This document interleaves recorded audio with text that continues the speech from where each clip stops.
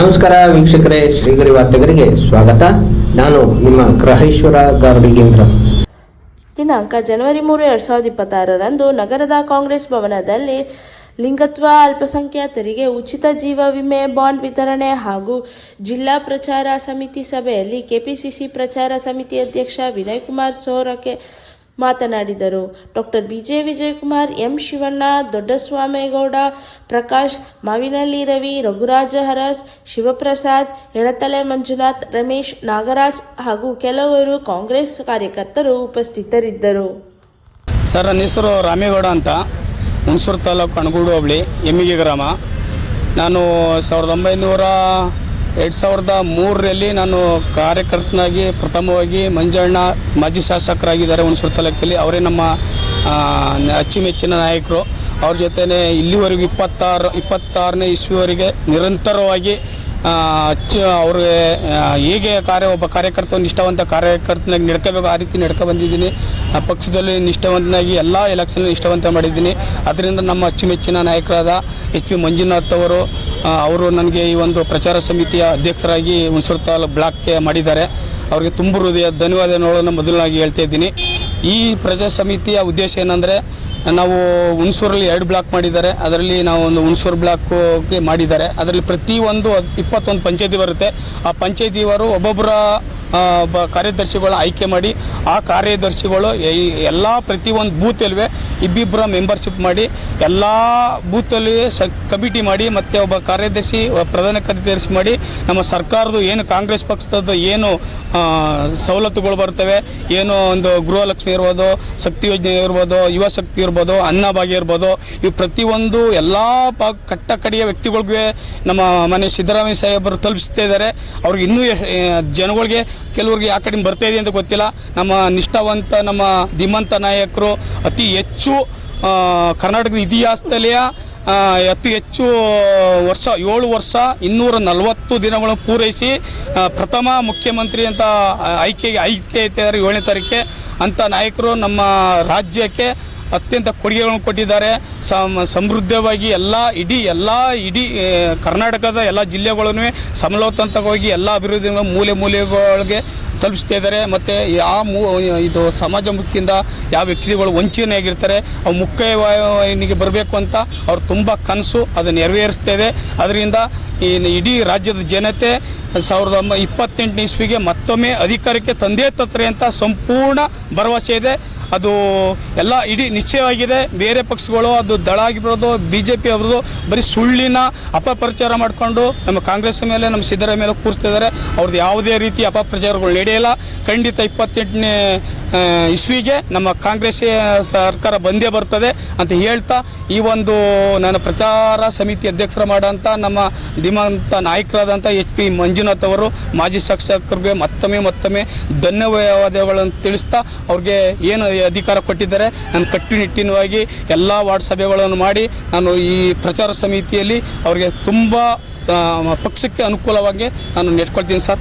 ಜೈ ಹಿಂದ್, ಜೈ. ತಾಲೂಕು ಪಂಚಾಯತಿ ಮುಂದೆ ಬರ್ತಾ ಇದೆ, ಹೊಸದಾಗಿ ತಾವು ಅಧ್ಯಕ್ಷರಾಗಿದ್ದೀರಾ, ಯಾವ ರೀತಿ ಆಲೋಚನೆಗಳು ಮಾಡಿದ್ದೀರಿ, ಎಷ್ಟನ್ನ ಗೆಲ್ಲೋ ಒಂದು ಸಾಮರ್ಥ್ಯ ಇದೆ ಸರ್? ಈಗ ಪ್ರಥಮ ಮುಂದಿನ ತಿಂಗಳು ಅನೌನ್ಸ್ ಆಗ್ತದಂತೆ. ಜಸ್ಟ್ ಈಗ ವಿಜಯಕುಮಾರ್ ಸರ್ ಜಿಲ್ಲಾಧ್ಯಕ್ಷರು ಹೇಳಿದ್ದಾರೆ. ಈಗ ನಾವು ಏನು ಹುಣಸೂರಲ್ಲಿ 7 ಜಿಲ್ಲಾ ಪಂಚಾಯತಿ ಬರ್ತವೆ. ಖಂಡಿತ ನಾವು 7ರಲ್ಲಿ 7ಕ್ಕೆ ಗೆಲ್ತೀವಿ ಅಂತ ನಮಗೆ ಸಂಪೂರ್ಣ ಭರವಸೆ ಇದೆ. ತಾಲೂಕ್ ಪಂಚಾಯತಿನೂ ಅಷ್ಟೇ 22, 23 ತಾಲೂಕ್ ಪಂಚಾಯತಿ ಇದೆ, ಸಂಪೂರ್ಣ ಗೆಲ್ತೀವಿ ನಾವು. ಯಾಕೆಂದರೆ ಪ್ರತಿಯೊಬ್ಬರಿಗೂ 56,000 ಕೋಟಿ ನೇರವಾದ ಮಧ್ಯವರ್ತಿ ಇಲ್ಲದೇ ನೇರವಾಗಿ ಹಣ ಹೋಗ್ತದೆ ಅಂತ ಆದರೆ ಅದು ಶ್ರೀಮಾನ್ ಸಿದ್ದರಾಮಯ್ಯ ಸಾಹೇಬರು ಯಾರು ಮಧ್ಯವರ್ತಿಗಳ ತಲುಪ್ತಾ ಇದೆ, ಎಲ್ರಿಗೂ ಜನಗಳಿಗೆ ಅನುಕೂಲ ಆಗ್ತಾಯಿದೆ. ಅದರಿಂದ ಕಾಂಗ್ರೆಸ್ಗೆ ಕೈ ಹಿಡಿತಾರೆ, ನಾವು ಗೆಲ್ತೀವಿ ಸರ್. ಆವಾಗ ಹೇಳಿದ್ರು ಈಗ ಅವರಿಗಿಲ್ಲ ಪ್ರವೇಶ, ಹಾಗಿದ್ರೆ ನಾನು ಈ ದೇವಸ್ಥಾನಕ್ಕೆ ಬರುವುದಿಲ್ಲ ಅಂತ ನೇರವಾಗಿ ಹೊರಟು. ಈ ರೀತಿಯಲ್ಲಿ ಅಸ್ಪೃಶ್ಯತೆ ಬಗ್ಗೆ ಎಲ್ಲೆಲ್ಲಿ ಮಹಾತ್ಮ ಗಾಂಧೀಜಿಯವರು ಭೇಟಿ ಕೊಡ್ತಾರ ಅಲ್ಲಿ ಎಲ್ಲ ಇವತ್ತು ಅಸ್ಪೃಶ್ಯತೆ ಬಗ್ಗೆ, ಇವತ್ತು ದಲಿತ ಸಮಾಜದ ಇವತ್ತು ಕಾಲೋನಿಗೆ ಹೋಗಿ ಅಲ್ಲಿ ಶುಚಿತ್ವ ಮಾಡುವಂತ ಕೆಲಸಕಾರಕ್ಕೆ, ಸ್ವಚ್ಛತಾ ಕಾರ್ಯ ಮಾಡುವಂತ ಕೆಲಸಕಾರನ್ನು ಮಾಡಿದ್ರು. ಅದೇ ರೀತಿಯಾಗಿ ಇವತ್ತು ಸಿದ್ದರಾಮಯ್ಯನವರ ಸರ್ಕಾರ ಇವತ್ತೇನು ಗ್ಯಾರಂಟಿ ಕಾರ್ಯಕ್ರಮವನ್ನು ಅನುಷ್ಠಾನಕ್ಕೆ ನಿರ್ದೇಶಿಸಿದ DK ಶಿವಕುಮಾರ್ ಅವರು ಅಧ್ಯಕ್ಷರಾಗಿ, ಶ್ರೀಯುತ ಸಿದ್ದರಾಮಯ್ಯನವರು ಇವತ್ತು ಮುಖ್ಯಮಂತ್ರಿಯಾಗಿ ಡಿ ಕೆ ಶಿವಕುಮಾರ್ ಉಪಮುಖ್ಯಮಂತ್ರಿಯಾಗಿ ನಮಗೆ ಗ್ಯಾರಂಟಿಯ ಒಂದು ಅವಕಾಶವನ್ನು ಕಲ್ಪಿಸಿಕೊಟ್ಟಿದ್ದಾರೆ. ಹೆಚ್ಚಿನ ಅಂಶ ಈ ಗ್ಯಾರಂಟಿ ಸ್ಕೀಮ್ ಅಂತ ಹೇಳಿದ್ರೆ ಬಹಳಷ್ಟು ಒಂದು ರೀತಿಯ ಗ್ಯಾರಂಟಿ ಸ್ಕೀಮ್ ಅನುಷ್ಠಾನ ಆಗುವ ಸಮಯದಲ್ಲಿ ಬಹಳಷ್ಟು ಅಪಪ್ರಚಾರಗಳು ಬಂತು. 100ಕ್ಕಿಂತ ಮಿಕ್ಕಿ ದೊಡ್ಡ ದೊಡ್ಡ ಸ್ಟೋರಿ ಮಾಡಿ ಮಾಧ್ಯಮಗಳಲ್ಲಿ ಸೃಷ್ಟಿ ಮಾಡಿದ್ರು.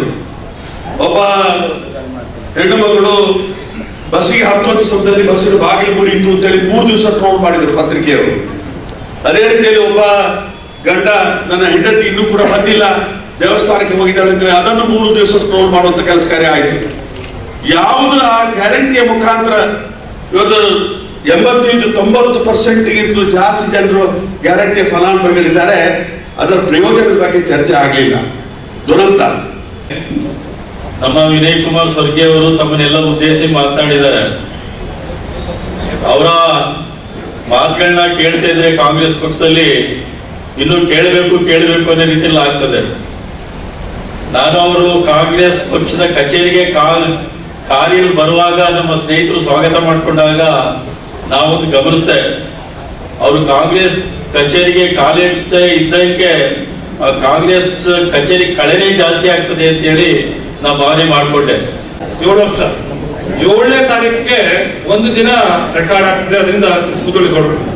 ಅದರಿಂದ ಇದನ್ನ ರೆಕಾರ್ಡ್ ಮಾಡಿಸಿದೀವಿ. ಈ ವಿಡಿಯೋನ ಸಂಜೆ ಮುಖ್ಯಮಂತ್ರಿಗಳಿಗೆ ನಾವೇ ಅವ್ರಿಗೆ ಹಾಕ್ಸಿ ಇಲ್ಲಿಂದ ತಮ್ಗೆ ಅಭಿನಂದನೆ ಸಲ್ಲಿಸಿರೋದನ್ನ ನಾನೇ, ಯಾಕೆಂದ್ರೆ ತಾವೆಲ್ಲ ಇಲ್ಲಿದ್ದೀರಿ ಸರ್, ಅದನ್ನ ನಾನು ಫೋನ್ ಮೂಲಕ ಮಾನ್ಯ ಮುಖ್ಯಮಂತ್ರಿಗಳಿಗೆ ನಿಮ್ಮ ಅಭಿನಂದನೆಯನ್ನ, ತಮ್ಮ ಶುಭ ಹಾರೈಕೆಯನ್ನ ಮಾನ್ಯ ಮುಖ್ಯಮಂತ್ರಿಗಳಿಗೆ ಈ ವಿಡಿಯೋ ಮೂಲಕ ಸಲ್ಲಿಸ್ತಾ ಇದ್ದೀನಿ.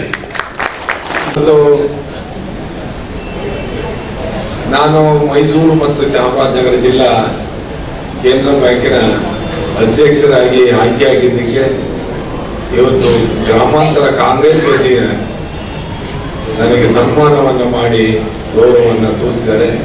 ಮತ್ತೆ ಮುಂದಿನ ವಾರ್ತೆಗರಿಯಲ್ಲಿ ಭೇಟಿಯಾಗೋಣ. ಶ್ರೀಗರಿ, ನಿಮ್ಮ ಮನದಾಳದ ಗರಿ. ನಮಸ್ಕಾರ. ಶ್ರೀಗರಿ, ನಿಮ್ಮ ಮನದಾಳದ ಗರಿ. ಶ್ರೀಗರಿ, ನಿಮ್ಮ ಭಾವನೆಗಳ ಗರಿ. ಶ್ರೀಗರಿ, ನಾಡಿನ ಹೆಮ್ಮೆಯ ಗರಿ. ಮನೆ ಮನಗಳ ಗರಿದು ಶ್ರೀಗರಿ, ತನು ಮನ ಧನಗಳ ಗರಿದು ಶ್ರೀಗರಿ, ವಿಶ್ವದ ದೇಶದ ನಾಡಿನ ಗರಿದು ಶ್ರೀಗರಿ. ಶ್ರೀಗರಿ ಶ್ರೀಗರಿ ಶ್ರೀಗರಿ ಶ್ರೀಗರಿ ಶ್ರೀಗರಿ, ನಿಮ್ಮ ಮನದಾಳದ ಗರಿ.